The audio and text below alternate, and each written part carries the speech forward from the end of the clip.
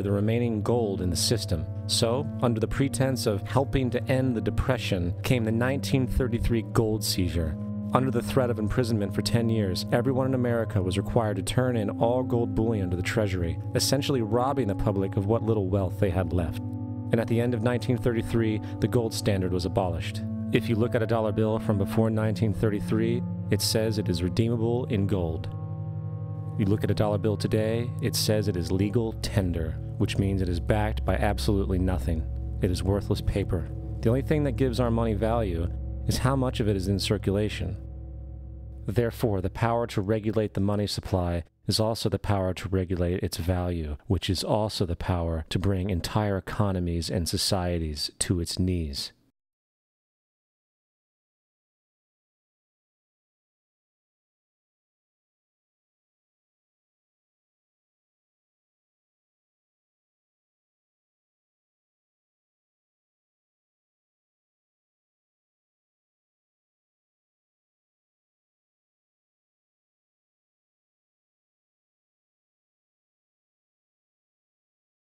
They create money out of nothing.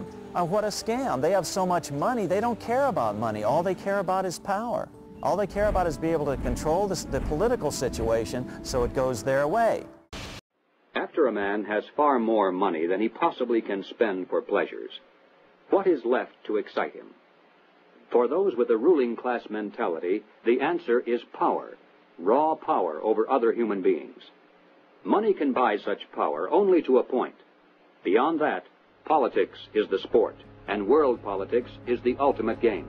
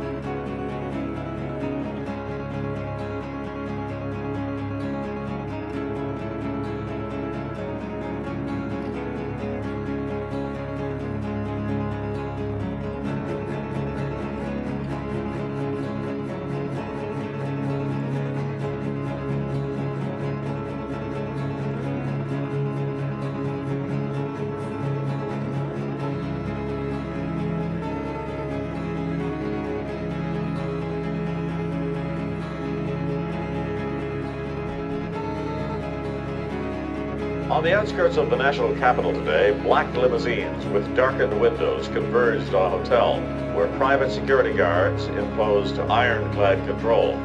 The limos carried royalty, political power brokers, and industrial titans to a secret meeting that will last all weekend. It's known as the Bilderberg Group. Could their objective be world domination? If you haven't heard of the Bilderbergers, it's for one reason only. They haven't wanted you to. At their annual closed-door meetings, no outsiders are allowed even close to the building. Here are gathered the most powerful individuals of the Western world, united regularly at club meetings. Yet nothing is reported by the New York Times, the Washington Post, or the LA Times. What really fascinates me is the complete blackout in the American press.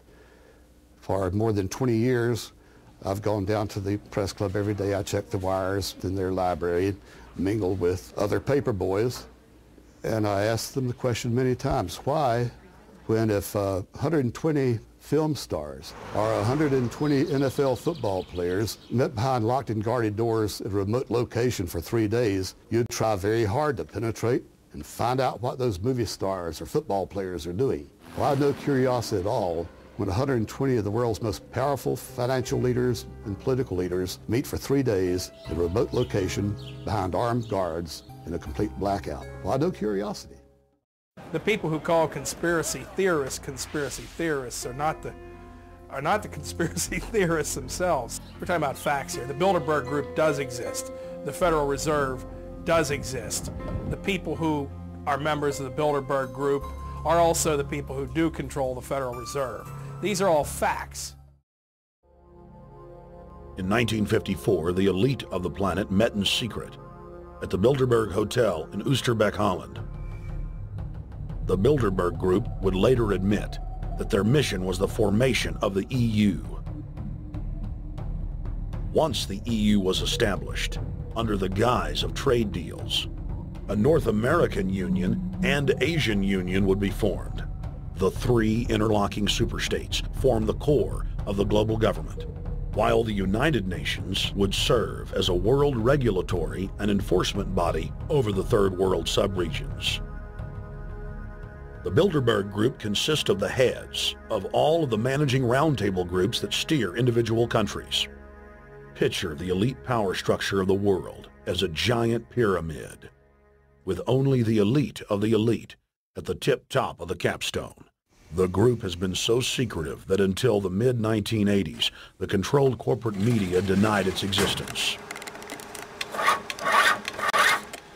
Into the late 1990s, coverage only consisted of rare one-line mentions.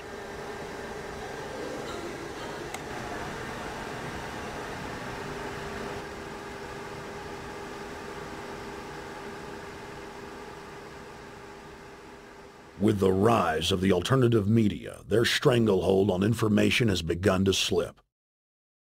What we do hear coming out of those meetings is incredible about the plans of the New World Order to consolidate power. Political power and economic power coming together at the highest level. But what I call the lapdog media, the controlled media in this country, you would think that they would be going to court, crying freedom of information, open meetings, sunshine law, and all of these things, but the silence is deafening. Why is it the major media would deny this? Let's look at the ownership of the major media.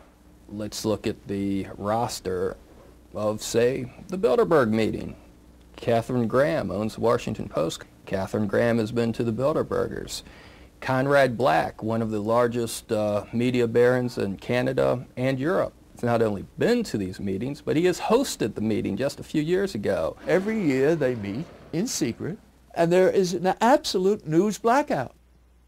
There is never anything reported in any of those papers. David Rockefeller himself thanked the media for keeping this all hushed up.